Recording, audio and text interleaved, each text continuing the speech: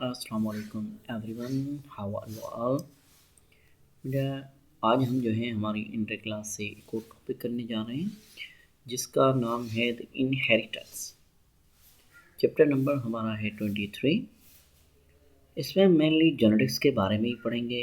Genetics क्या है, ठीक है, और जो है मेंटल के जो है लॉज और भी हमारे जो है काफ़ी जो है बहुत ही इसमें इम्पोर्टेंट टॉपिक्स आते हैं, उनको सोल्व करेंगे। लेकिन आज हम इस चैप्टर का करेंगे इंट्रो, जिसमें हम देखेंगे ये जेनेटिक्स क्या है और इनके अंदर जो है क्या क्या चीज़ें हम पढ़ने वाले हैं इस चीज़ को।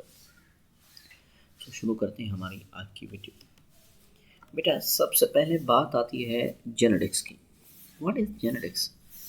जेनेटिक्स के बारे में आपने 9th में पढ़ा है, आपने मैट्रिक के अंदर पढ़ा है। 9th में इसकी आपने जस्ट डेफिनेशन पढ़ी है और मैट्रिक में आपने एक पूरा चैप्टर पढ़ा है क्रोमोसोम एंड डीएनए का। तो आज हम फर्स्ट इंटर क्लास से करने जा रहे हैं। देखिए, जेनेटिक्स किसको कहा जाता है?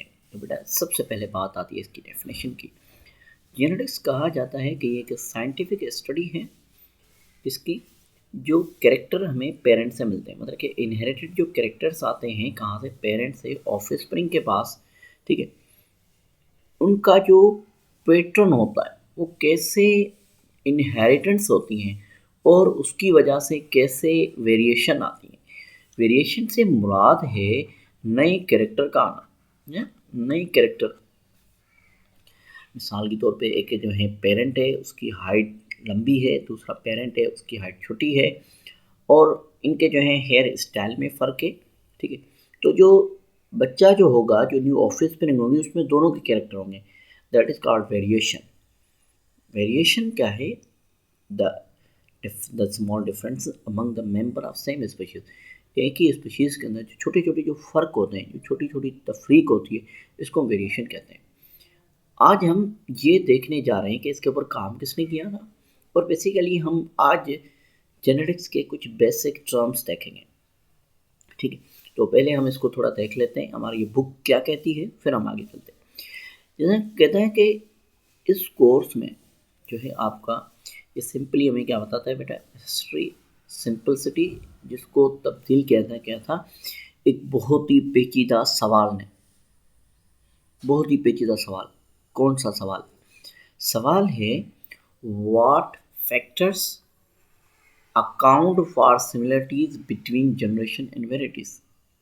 ऐसी कौन सी चीज़ें हैं जो हमें बताती हैं किस चीज़ के बारे में? जो एक जैसे कैरेक्टर हैं जनरेशन, नस्लों में, और उनके अंदर जो वैरायटीज़ आती हैं, पहली बात। नंबर दूसरा, what is inherited and what is not inherited. कौन सी चीज़ आगे मुंतकिल की जा रही है, कौन सी चीज़ आगे नहीं जा रही।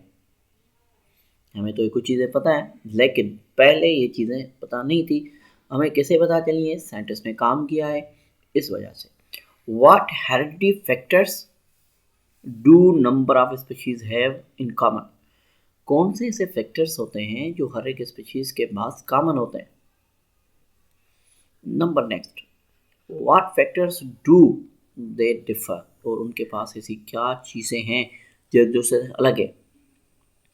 हाउ वी कंट्रोल हेरिडिटी, हम हेरिडिटी को कैसे कंट्रोल करते हैं। कितने क्वेश्चंस हैं, लॉजिकल क्वेश्चन है, मतलब कि अगर जिसको ये चीज़ें ना पता हो तो वो तो फ़िलहाल सोचने पे मजबूर हो जाएगा कि ये सारी चीज़ें हैं क्या, कैसे पता चला। सो बेटा, इन क्वेश्चंस के जो जवाब हैं, इन क्वेश्चंस के बारे में जो बताया है वो किसने बताया? सबसे पहले मेंडल ने बताया सबसे पहले। उसके बाद दूसरे साइंटिस्ट, नॉन मेंडल, जो मेंडल के बाद। नेक्स्ट, मॉडर्न एडवांसमेंट जो आई है जेनेटिक्स में, अभी जो जदीद जो तरक्की आई है जेनेटिक्स में, ये सारी चीज़ें इन्होंने बताई हैं। अब हम थोड़ा देख लेते हैं हमारे जो जेनेटिक्स के बेसिक टर्म्स जो बच्चों को बहुत ही ज़्यादा कंफ्यूज करते हैं।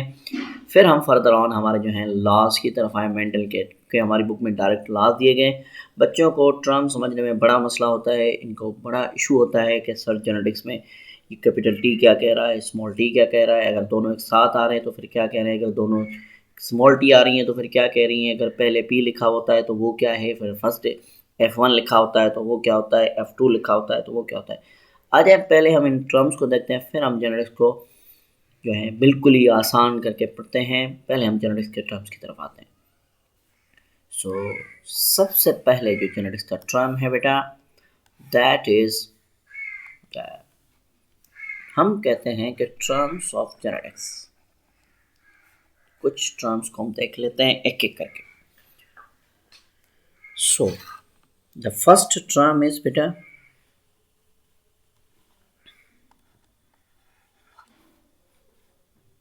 Parental generation. पेरेंटल जनरेशन या पी जनरेशन जिसको हम कहते हैं, पी से अक्सर इसको शो किया जाता है।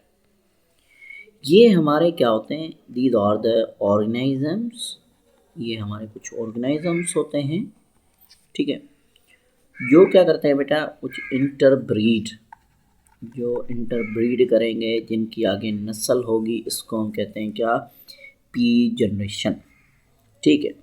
सपोज करें ये एक पी जनरेशन है, सॉरी, ठीक है, दोनों कैपिटल है बेटा,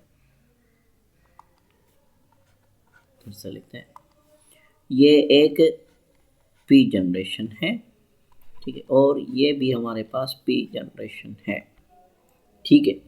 ये पेरेंटल जनरेशन कहलाएंगे, क्या कहलाएंगे, पेरेंटल जनरेशन कहलाएंगे। अब देखें, अब मज़े वाली बात तो इधर आती है कि बच्चों को ये नहीं पता कि ये क्या है और ये क्या है। बेटा हम इन चारों टर्म्स को या इन दोनों टर्म्स को बेसिकली क्लियर करते हैं, फिर आगे चलते हैं। देखिए बेसिकली इसमें चार टर्म्स हैं, एक नहीं है, चार टर्म्स हैं। देखिए पहली बात, पहला जो कैरेक्टर डोमिनेंट।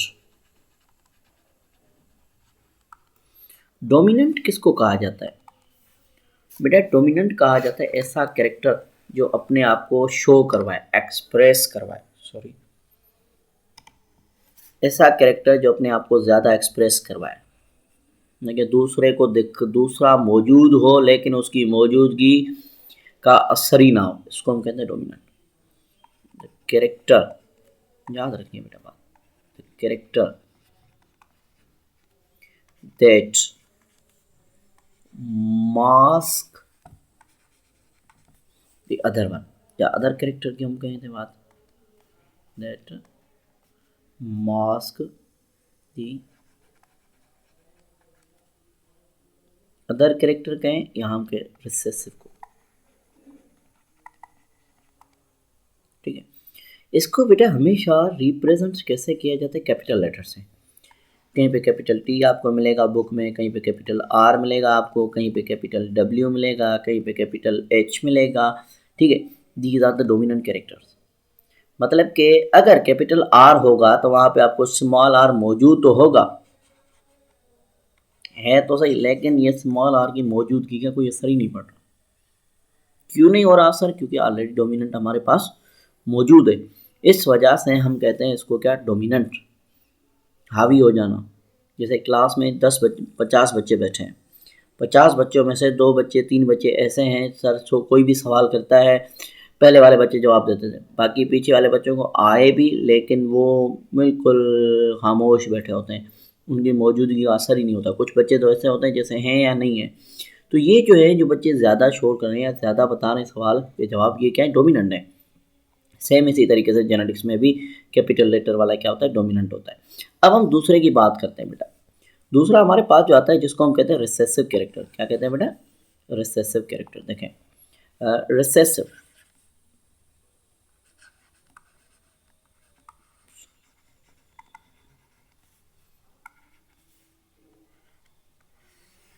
ऐसा कैरेक्टर जो अपनी मौजूदगी का एहसास ना दिखा पाए, या हम कहे the character which can not express, the character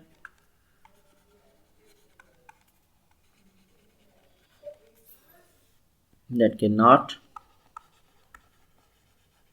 express itself। क्यों नहीं कर सकता, in the presence of dominant.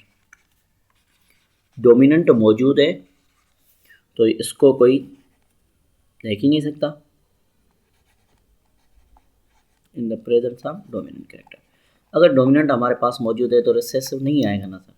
देखिए एक होशियार बच्चा बैठा है आगे, ठीक है, तो मिड दरमियानी बच्चा कहाँ नज़र आएगा, नहीं आएगा। इसकी मौजूद क्लास में तो है लेकिन दिखाई नहीं दे रहा, आवाज़ ही नहीं आ रही इसकी सवालों के जवाब में, क्योंकि ये वाला जो है हमेशा पहले जवाब दे देता है। ठीक है, that is called the dominant. अब देखिए ये डोमिनेंट है जबकि ये क्या है, रिसेसिव है। अच्छा ये कब दिखाई देगा, ये तब दिखाई देगा when there is no dominant character. ठीक है, देखें ऐसी कंडीशन आ जाए, दोनों रिसेसिव आ जाए, फिर दिखाई देगा। लेकिन अगर ऐसा होगा तो भी नहीं दिखाई देगा, अगर ऐसा होगा तो भी दिखाई नहीं देगा। ठीक है, अब बात आती है इनको कहा क्या जाता है। बेटा देखें, जब भी आपके पास दो कैरेक्टर एक जैसे हों, ठीक है, दोनों डोमिनेंट है, तो इसको हम कहेंगे होमोजाइगस डोमिनेंट। क्या कहेंगे, होमोजाइगस, मतलब कि दोनों एक जैसे। ठीक है, जबकि ये वाला जो टर्म है जिसमें एक कैरेक्टर जो एक जीन है वो रिसेसिव का है, एक डोमिनेंट का है, तो इसको हम कहेंगे हेट्रोजाइगस डोमिनेंट। क्या कहेंगे, हेट्रोजाइगस डोमिनेंट कहेंगे हम इसको। क्या कहेंगे बेटा, हेट्रोजाइगस डोमिनेंट। अच्छा अब ये जो है ये क्या कहलाएगा, that is called the homozygous recessive. जब डोमिनेंट एब्सेंट होगा तो हमारे पास रिसेसिव में शो होगा, रिसेसिव कैरेक्टर आएगा।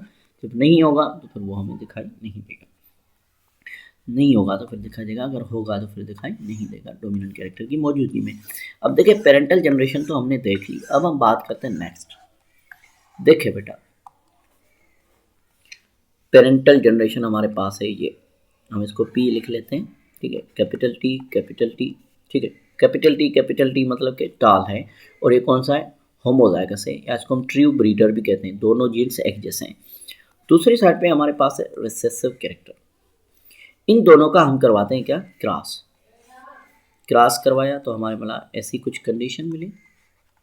ठीक है, 4 ऑफ स्प्रिंग मिले, लेकिन चारों के चारों हमारे पास कौन से हैं, ये कौन सा है बेटा, अभी अभी हमने देखा कि these are called heterozygous dominant. Heterozygous dominant है। हेट्रोजाइगस डोमिनेंट क्यों है, क्योंकि रिसेसिव की मौजूदगी का कोई असर ही नहीं हो रहा, डोमिनेंट मौजूद है। देखिए इधर एक और कंडीशन है, इसका जो ये है जीनोटाइप इसका होमोजाइगस डोमिनेंट, और ये है जीनोटाइप इसका हेट्रोजाइगस डोमिनेंट। अब जीनोटाइप और फिनोटाइप में फ़र्क देख लेते हैं पहले हम, फिर हम आगे बात करेंगे। जीनोटाइप, होमोजाइगस डोमिनेंट, क्रॉस करवाया हमें मिला होमोजाइगस डोमिनेंट, हेट्रोजाइगस डोमिनेंट मिला। देखें ये हमारे पास इनका जीनोटाइप है। अगर हम फिनोटाइप की बात करेंगे, फिनोटाइप कहा जाता है टॉल, ड्वार्फ, ड्वार्फ मतलब कि छोटा कर, ये क्या कहलाएंगे फिर, ये बेटा कहलाएंगे सारे के सारे हमारे पास टाल। अब ये टाल क्या है, टाल कहा जाता है बेटा फिनोटाइप को, किसको कहा जाता है, फिनोटाइप को। फिनोटाइप मतलब कि फिजिकल अपीयरेंस ऑफ ऑर्गेनिज्म, मतलब कि कोई ऐसा जानदार जिसके पास कैरेक्टर तो टाल का हो लेकिन इसके अंदर ड्वार्फ के कैरेक्टर होंगे। आपने अक्सर देखा होगा कि एक फैमिली है जिसके जो टाल टाल है, एक की टाल हाइट है, दूसरे की ड्वार्फ है, तो फर्स्ट जो उनका बच्चा होता है वो टाल होता है, सेकंड टाल, थर्ड टाल, लेकिन फोर्थ बच्चा जो होता है उसकी हाइट क्या होती है, छोटी होती है। The reason is genetics. ठीक है, और कोई रीज़न नहीं है, सिर्फ जेनेटिक्स का रीज़न है कि डोमिनेंट कैरेक्टर की गैर मौजूदगी में रिसेसिव कैरेक्टर अपने आप को एक्सप्रेस करवाएगा, डोमिनेंट की मौजूदगी में नहीं करवा सकता, दैट इज़ द रीज़न। ठीक है बेटा, अब हम बात करते हैं आगे। देखें इसको हमने क्या कहा, फिनोटाइप। जीनोटाइप क्या हो गया फिर, जीनोटाइप हो गया जेनेटिकली कंस्टिट्यूशन ऑफ ऑर्गेनिज्म। क्या कहा बेटा, जेनेटिकली कंस्टिट्यूशन ऑफ ऑर्गेनिज्म। जानदार की जो है जेनेटिक्स की जो बनावट हो जाए, जीनियाती जो बनावट होती है, इसको हम क्या कहते हैं, इसको हम कहते हैं जीनोटाइप। अब देखें एक और बात इधर मजे वाली ये आ गई, जैसे पी जनरेशन हो गया, अब ये जो आपने बनाई ये क्या है बेटा, इसको हमने जीनोटाइप देखा, फिनोटाइप देखा, लेकिन इसको हम कहेंगे F1 जनरेशन। क्या कहेंगे, F1 जनरेशन। जब हम जेनेटिक्स के लास्ट पढ़ेंगे वहाँ पे हमें पता चलेगा। ठीक है, तो सर बेटा ये टर्म्स बहुत ही समझना लाजमी है। जेनेटिक्स F1 फर्स्ट फैलियल जनरेशन, दो पेरेंट्स जैसे इनकी पहली जो ऑफस्प्रिंग आती है इसको हम क्या कहते हैं, F1 जनरेशन। अब देखें इस F1 को F1 के साथ क्रॉस करवाया तो F1 को F1 के साथ क्रॉस करवाएंगे तो F1 plus F1 multiply F1। ठीक है, तो इनकी वजह से हमें मिलेगा F2। क्या मिलेगी, F2 जनरेशन। ये F2 जनरेशन है। अब ये जो मिली है हमें, ये क्या मिली है, F2 जनरेशन मिली है। क्या मिली है, F2 generation, second final generation. इनका फिर हम आगे जीनोटाइप फिनोटाइप सारा देखते हैं, तो ये हमें समझ में आने चाहिए टर्म्स। फिनोटाइप क्या है, जीनोटाइप क्या है, ठीक है बेटा, ये तो हो गई है बात। अब देखें एक और बात, ये देखें F1 को F1 के साथ क्रॉस करवाएंगे बेटा, क्या मिलेगा, सेकंड फाइनल जनरेशन, जिसको हम F2 कहते हैं। जीनोटाइप फिनोटाइप हमें पता चल चुका है, ठीक है। अब एक और बात आती है, हाइब्रिड। सुना है, हाइब्रिड भी सुने होंगे आपने, क्या पता है